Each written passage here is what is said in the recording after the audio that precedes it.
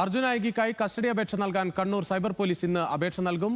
അർജുന്റെ ഫോൺ കണ്ടെത്താൻ കസ്റ്റഡിയിൽ ചോദ്യം ചെയ്യണമെന്ന് പോലീസ് പറയുന്നു. കാപ്പ ചുമത്താനുള്ള നടപടികളും തുടങ്ങി. കേസ് ഹിസ്റ്ററി റിപ്പോർട്ട് തയ്യാറാക്കി ഈ ആഴ്ച തന്നെ കണ്ണൂർ ജില്ലാ കളക്ടർക്ക് കൈമാറും.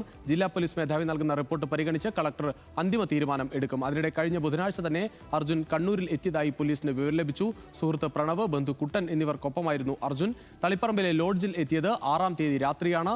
അർജുൻ നായികയെ സഹായിച്ചവർക്കായും അന്വേഷണം ഊർജിതമാണ്. നിഖിൽ അളവൂർ ചേരുകയാണ് കൂടുതൽ വിവരങ്ങളുമായി. നിഖിൽ, എന്തായാലും ഇപ്പോഴത്തെ കേസ് നടപടികൾക്ക് പിന്നാലെ തന്നെ കാപ്പ ചുമത്താനുള്ള നീക്കമാണ് ഇപ്പോൾ പോലീസ് നടത്തിക്കൊണ്ടിരിക്കുന്നത്. മറ്റ് നടപടികളും തുടരുന്നു.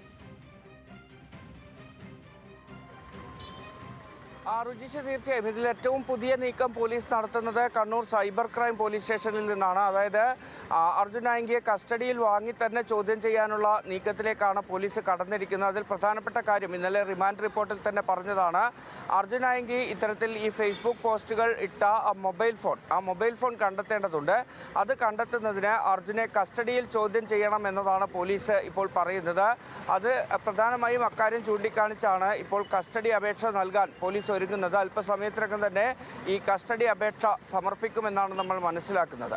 അതിനൊപ്പമാണ് അർജുൻ നായികിക്കെതിരെ കാപ്പ ചുമത്താനുള്ള നടപടികൾ ഇപ്പോൾ പോലീസ് വേഗത്തിലാക്കുന്നത്. കേസ് ഹിസ്റ്ററി റിപ്പോർട്ട് തയ്യാറാക്കുന്ന നടപടികൾ കഴിഞ്ഞ ദിവസം തന്നെ ആരംഭിച്ചിരുന്നു.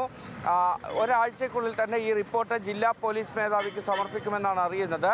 വളപട്ടണം SHO ആണ് അർജുൻ്റെ പേരിലുള്ള കേസുകളുടെ മുഴുവൻ വിവരങ്ങളും ക്രോഡീകരിച്ച് അത് ഉൾപ്പെടുത്തിക്കൊണ്ടുള്ള കേസ് ഹിസ്റ്ററി റിപ്പോർട്ട് തയ്യാറാക്കുന്നത്. നിലവിൽ 23 കേസുകളാണ് അർജുനെതിരെ ഉള്ളത്. 2015-17 കാലത്ത് 9 കേസുകൾ അർജുൻ്റെ വീട് ഉൾപ്പെടുന്ന വളപട്ടണം പോലീസ് സ്റ്റേഷനിൽ മാത്രം അർജുനെതിരെ ഉണ്ട്.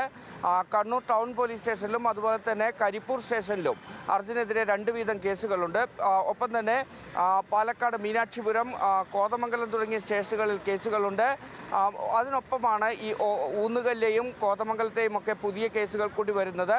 അങ്ങനെ നിരന്തരം കുറ്റകൃത്യങ്ങളിൽ ഏർപ്പെടുന്ന ഒരാളാണ്. മാത്രമല്ല വ്യത്യസ്ത ഇനങ്ങളിലുള്ള കേസുകൾ, വ്യത്യസ്ത സ്വഭാവമുള്ള കേസുകൾ ഇയാൾ പ്രതിയാണ്. ഈ 2015-17 കാലങ്ങളിലുള്ളത് രാഷ്ട്രീയ സംഘർഷങ്ങളാണെങ്കിൽ പിന്നീട് കരിപ്പൂരിലേക്ക് വരുമ്പോൾ അത് ഈ സ്വർണം പൊട്ടിക്കലുമായി ബന്ധപ്പെട്ട് ഉൾപ്പെടെയുള്ള കേസുകളാണ്. അത്തരത്തിൽ ഈ അക്രമ സ്വഭാവമുള്ള കേസുകളുണ്ട്. സമൂഹ മാധ്യമങ്ങളിൽ ആളുകളെ അധിക്ഷേപിക്കുന്നതും അശ്ലീലം പറയുന്നതുമായ കേസുകളുണ്ട്. അങ്ങനെ പല വിധത്തിലുള്ള കേസുകളിലെ പ്രതിയാണ് ഇയാൾ എന്നതുൾപ്പെടെയുള്ള കാര്യങ്ങൾ ചൂണ്ടിക്കാണിച്ച് തന്നെയായിരിക്കും അർജുൻ്റെ ഈ കേസ് ഹിസ്റ്ററി റിപ്പോർട്ട് ജില്ലാ പോലീസ് മേധാവിക്ക് സമർപ്പിക്കുക.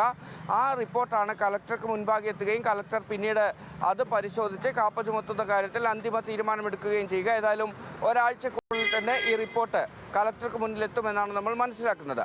മറ്റൊന്ന്, അർജുൻ നായികി 5-ാം തീയതി തന്നെ, അതായത് കേരളം മുഴുവൻ പോലീസ് വിവിധ ഇടങ്ങളിൽ വിവിധ സംഘങ്ങളായി തിരിഞ്ഞ് അർജുൻ നായികിയെ തിരഞ്ഞുകൊണ്ടിരിക്കുന്നു.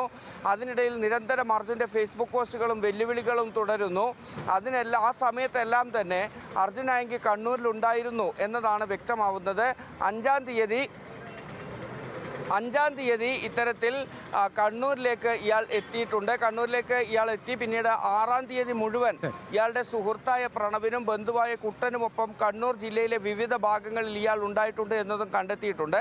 മാത്രമല്ല 7-ാം തീയതി പകൽ മുഴുവനും 8-ാം തീയതി ഉച്ചവരെയും ഇയാൾ തളിപ്പറമ്പിലെ ലോഡ്ജിൽ ഉണ്ടായിരുന്നു എന്നുകൂടിയാണ് പോലീസ് ഇപ്പോൾ സ്ഥിരീകരിക്കുന്നത്.